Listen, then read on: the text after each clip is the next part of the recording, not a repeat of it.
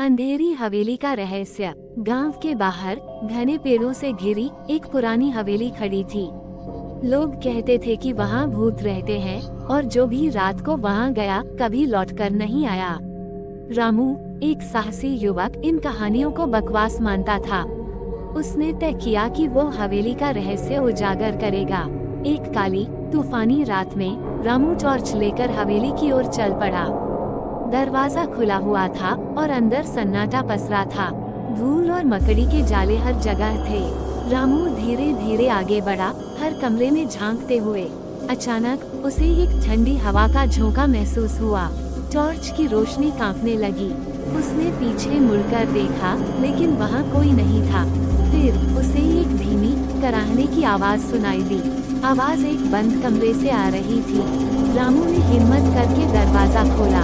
अंदर एक बूढ़ी औरत बैठी थी। उसकी आंखें खाली और डरावनी थी। वह धीरे धीरे रामू की ओर मुड़ी और बोली, तुम यहाँ क्यों आए हो? ये जगह जीवितों के लिए नहीं है।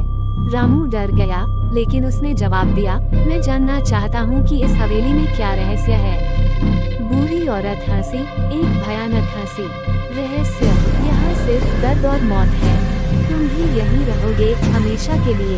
उसने अपना हाथ उठाया और रामू को एक ठंडी काली छाया ने घेर लिया। उसे लगा जैसे उसकी आत्मा को खींचा जा रहा हो। उसने चीखने की कोशिश की, लेकिन आवाज नहीं निकली। अगली सुबह गांव के लोग हवेली में आए। उन्हें रामू का शरीर मिला। उसकी आंखें खुली थीं, लेकिन उनमें कोई जीवन नहीं था। और उस कमरे में बूढ़ी औरत गायब थी। आज भी लोग कहते हैं कि अंधेरी हवेली में रामू की आत्मा भटकती है और बूढ़ी औरत अब भी वहां रहती है, उन लोगों का इंतजार करती है जो बहुत जिज्ञासु हैं।